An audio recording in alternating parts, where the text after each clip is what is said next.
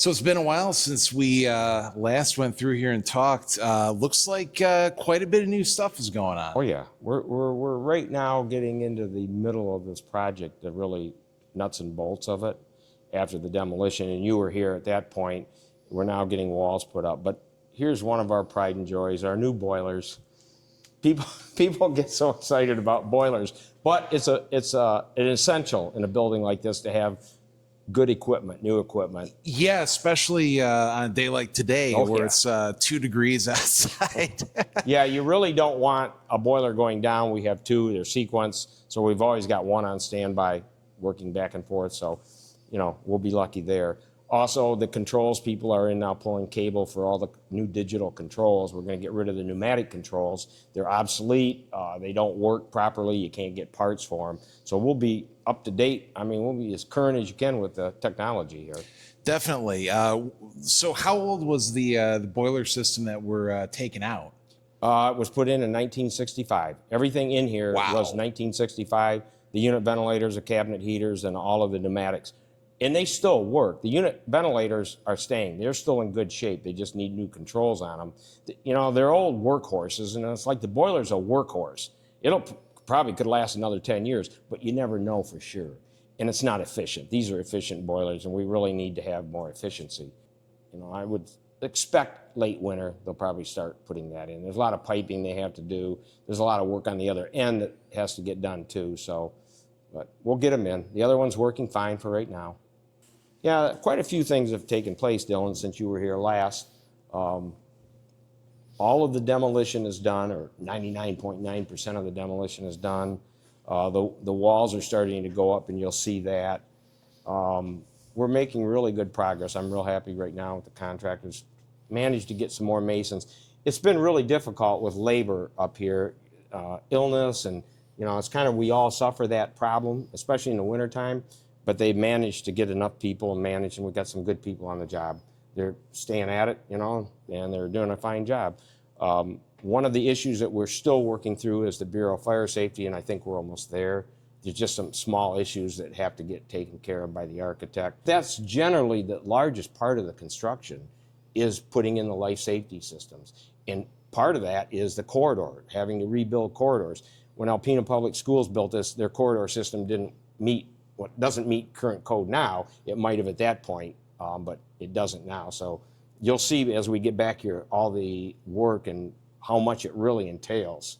This becomes the 2-hour firewall, separation wall of that fire compartment in this fire compartment. Under the code, your compartment it has to be less than 12,000 square feet. Otherwise, you have to fall into other requirements. So in order to keep those requirements at a minimum, we separate the building into two separate buildings with a 2-hour rated wall. And everything in that wall has to be 2-hour rated. We had to change 2 of these doors at both ends. They swung out into the corridor, and that's a violation of code. You can't swing out into a corridor. In case there's a fire, people have to get out. They don't want to be running into doors. They called it a dead-end corridor because when you went down it, it went into another classroom. It didn't actually go into a hallway out. So if you were in a fire and you ran down this hallway, you'd have to go through another classroom to get outside, and that's just not acceptable. So this is the bulk of what we're spending money on in here, other than the boilers. You always hope that nothing ever happens, but in the event that it does, there's a million ways now to get out safely. We have over 16 exits in this building. It's unheard. I've never had a school I built that had that many, this size of school with that many exits that you could egress a building. So, which brings up a question. As far as controlling access, making sure that the people who need to be here can get in here, but nobody unauthorized can. What are we doing in that? So respect? That's a big issue in security in our schools today. Like these doors right here, you can't open them from the outside. These are egress doors. Once you're out, you're out. So this is actually going to be, as far as life safety stuff goes, probably one of the more recently done schools in Alpena. Well, it is. Yeah. I mean, other than maybe Ella White had been done, they would fall under the same code. Besser, anything that was done in the last 5 or 6 years would probably fall under the same situation. So, but we're right there with them. So as we walk down here, and you can see a lot of cabling up in here. Some of this Yeah. is the old IT cabling that's going to come out. It's obsolete. We'll have to get in there, and the IT people will start taking that out. The offices haven't really changed any. They're pretty much going to stay the way they are, other than some painting, and at some point we'll recarpet them. I don't know if that's on the plan this year or not. We'll have to look at that and see. There's certain things that we absolutely have to do first, and then we'll look at what's available after that. So this hasn't really changed too much, other than you see the cabling getting pulled through the ceilings for controls.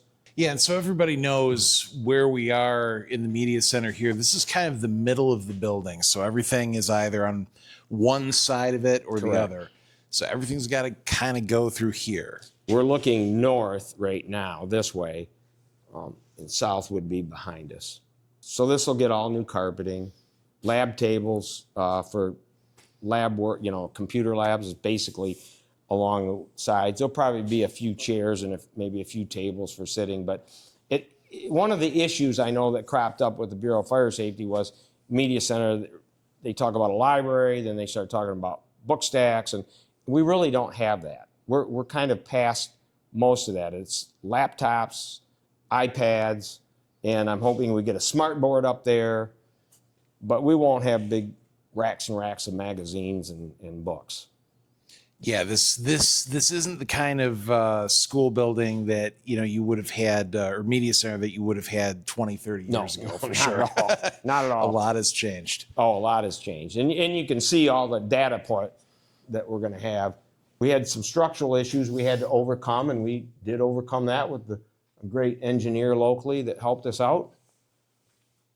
This will be lockers on both sides.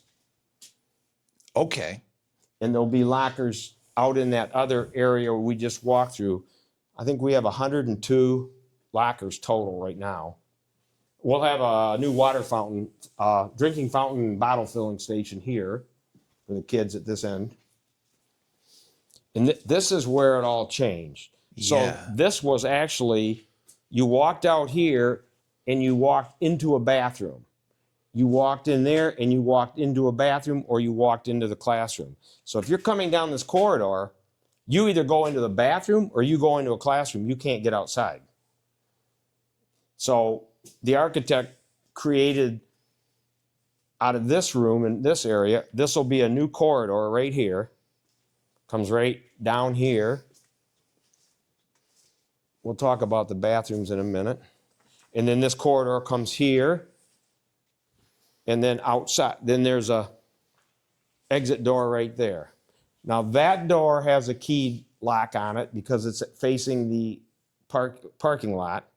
So it's a keyed system. You'd have to have a key to get in. You can't leave it unlocked. By next week, this wall should be done, and they'll be starting over here on this wall. And it takes a little more time. I mean, they got angles. We got to lay it all out properly. We got a 6-foot corridor, and it's got to be maintained 6 feet. That's code. So you got to make sure everything's laid out properly, and it just takes a little time. Got door frames to set. You want to make sure those are all set properly, plumb, level, embedded in the masonry, They've been taking quite a bit of care to make sure that's all proper. How many different people do you suppose are working on this project, if you had to guess? Just You mean a number. in its entirety? In total, yeah. Oh, I don't know. I'm going to say probably, if you took everybody into it, probably well over 50. I mean, if you build a new building from scratch, you're going to have somewhere around 23 trade companies working on that. Everything from the beginning of excavation, land clearing, foundations, masonry, structural steel, reinforcement steel, brickwork, blockwork, roof deck, trim carpenters, finish carpenters, rough carpenters, plumbers, electricians, flooring people. Just gets there's a whole trade just to insulate the pipes for the heating system. It isn't just the people on the job. It's the people in the office that are ordering material. It's the manufacturers. It's the suppliers. I mean, when I was at Sorensen Gross, we had 250 people in the field and we had 18 people in the office. Project managers, superintendents, general superintendents. it takes a lot of people. But all that support staff is what makes the job go well. Well, it looks like tons going on. I mean, would you say we're on schedule? Pretty close, yeah. Cool. Yeah. I don't see any really big issues at this point.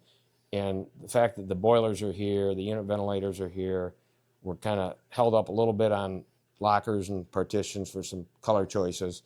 And that should be done this week so we can get those ordered. That lockers take a while.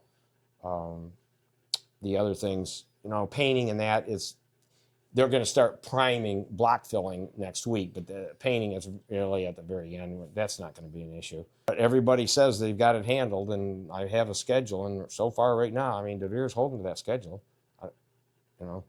And I don't see any real big issues here, honestly, with the amount of block. I mean, they probably have a month of block work left, and that's what's built into the schedule. So, and there's a lot of small, minor stuff that's got to get done. It's just like stuff like this. I mean, this takes a lot of time to tooth all this out and build this in. It's not going out on a new building and just laying up leads and running to a string line. It's pretty simple. But this takes a lot of time, and it takes it really takes a person with that skill and that temperament to do this. And fortunately, DeVere's got the guy to do it. So got a lot of ceiling repair to do, but that's par for the course. I mean, we got to pull cables, and that's just going to happen. Not really a big issue. But as I said before, our only real big hurdle is getting through this separation wall and making sure that's all on track and we're good with the state with that. Once that's approved, I mean, there's really nothing going to hold us back.